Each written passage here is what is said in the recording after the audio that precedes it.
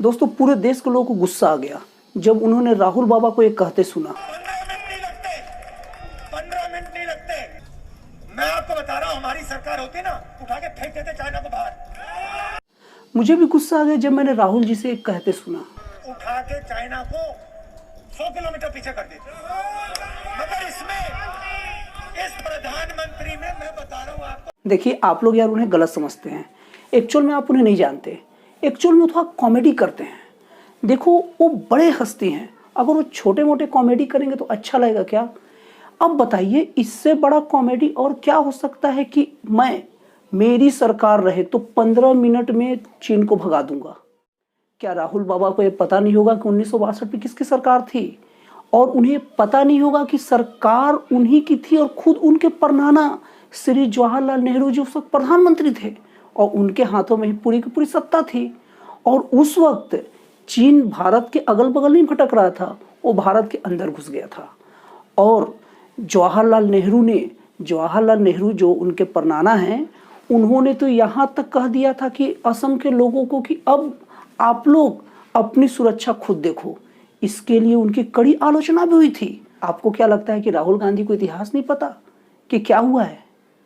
क्या? नहीं, देखो, गलत मत समझिए, उसको पता है। देखिए, उनको पता है, वो कॉमेडी कर रहे हैं। लेकिन अगर आप लोग कहना चाह रहे हैं या मुझसे कहवाना चाह रहे हैं कि उन्हें ये बात पता नहीं होगा कि 1962 में उन्हीं की सरकार थी और चीन अंदर घुस गया था, तो आप लोग गलत शायद नहीं सोच रहे हैं। दोस्तों, ज़्यादा हमें दूर जाने की जरूरत नहीं है। अभी का जो लेटेस्ट लोकसभा चुनाव 2019 में हुआ था और 2019 के चुनाव के घोषणा पत्र हर पार्टी बनाती है, कुछ बढ़ा चढ़ा कर बोलती है और ज़्यादातर बढ़ा चढ़ा कर ही बोलते हैं। और उसी घोषणा पत्र में श्रीमान जी द्वारा अगर हम चुनाव जीतेंगे तो किसानों के लिए बिल लाएंगे, वो उन्होंने वादा किया था।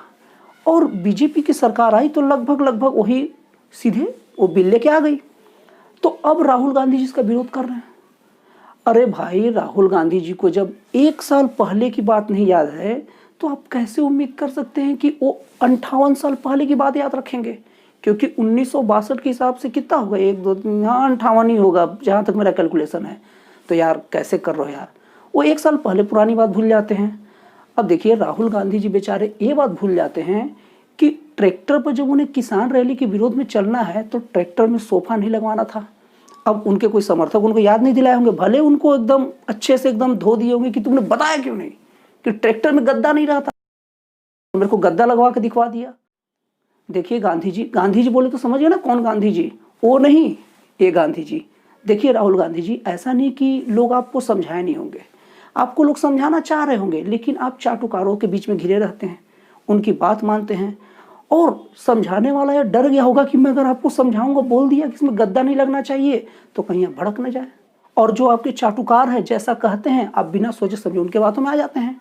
नहीं तो देखिए ना, यूपी के हाथरस में जो घटना हुई थी, तो उसमें आपको इतना बवाल करने की क्या जरूरत था? आपको उतना बवाल करने की क्या जरूरत था? ना आपको गिरने की जरूरत था, ना आपको उठने का जरूरत था, आपको कुछ करने की जरूरत नहीं था। आपको हाथरस की घटना में बिल्कुल कोई मेहनत करने की जरूरत नहीं थी। हाथरस की घटना में केवल एक बात केवल जब आप बोल देते ना, आज हम लोग बीजेपी और कांग्रेस भूल के केवल और केवल देश की इज्जत की बात करेंगे, देश की मान सम्मान की बात करेंगे, राजनीति बाद में करेंगे। हम राज्य सरकार के साथ हैं और हर मुद्दे पर जो कानून बनाना है, जो व्यवस्था करना, हम साथ में खड़े हैं। आज हम राजनीति नहीं करेंगे। योगी जी, आप खड़े रहिए, हम आपके साथ खड़े हैं। तब देखिए देश की जनता कैसे आपको एकदम गोद में उठा लेती, लोग कहती कि हाँ आप में है। और शायद वो अगर आप राजनीति करते तो इससे अच्छी क्वालिटी की राजनीति रहती, लेकिन नहीं, आपको तो हर टाइम बस विरोध करना है। देश में अगर किसी बच्चे के साथ कोई गलत हो जाए तो आपको विरोध में उतरना है। आपको ज़्यादा याद नहीं रहता, इसलिए आपको याद दिला दे रहा हूँ। आपको जब ये बात ध्यान नहीं रहता कि जब ट्रैक्टर में सोफा रहता ही नहीं, किसान बेचारे ना जब धूप में जब जलते रहता है, ट्रैक्टर का वो जो लोहा जिस पर आप गद्दा लगा बैठे हैं ना, वो बेचारा जलते रहता है, लेकिन उसके पास उतना क्षमता नहीं रहता, उतना समय नहीं रहता कि इस पर कपड़ा भी रख दूँ।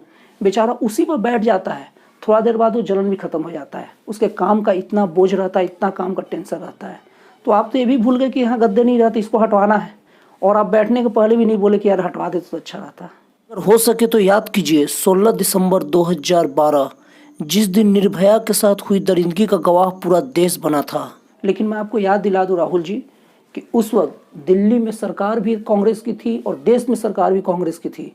और उस वक्त बीजेपी कुछ भी करे, लेकिन उस वक्त मुझे मोदी जी का एक बात याद है। मोदी जी से जब प्रतिक्रिया जानने के लिए कहा गया ना, तो मोदी जी उस वक्त गुजरात के सीएम थे।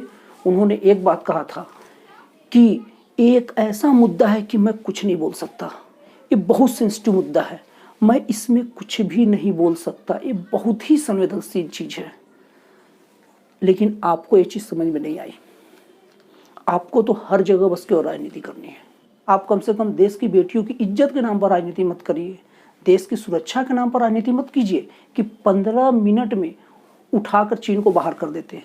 अरे भैया, आपका चाय में जब चीनी ज़्यादा चल जाता है ना, तो वो चीनी भी बाहर 15 मिनट में निकाल कर फेंक नहीं सकते, उसको भी आपको सुखाना पड़ेगा पानी को, तब चीनी अलग होगा। और आप ये चीनी को फेंक दिए। आप समझ रहे हैं ना कि मोदी जी किन चीनियों की बात कर रही है और देश के लोग किन चीनी की बात कर रहे हैं। सर, वो चीन वाला चीनी है, चीनी सैनिक की बात थी। आपने यार, आप लोग भी ना यार क्या क्या निकलवा देते हो। मैंने एक फिल्म में डायलॉग सुना था कि जिनके घर शीशे की होती है ना, वो दूसरे के घरों पर पत्थर नहीं मारते। तो सर, आपकी घर शीशे की, वो भी बहुत पतली शीशे की है, वो पत्थर नहीं, एक छोटा सा कंकड़ मारेगा तो फूट जाएगा। और आप है कि आपका एकदम पतला शीशा घर है और दूसरे घरों पर पत्थर मारते हैं। सोचे हो, अगर दूसरे घर पर पत्थर मारोगे और छटक के एक पत्थर आपके पास आया तो पूरा घर ही खत्म हो जाएगा। इस कदर आपका हालत है।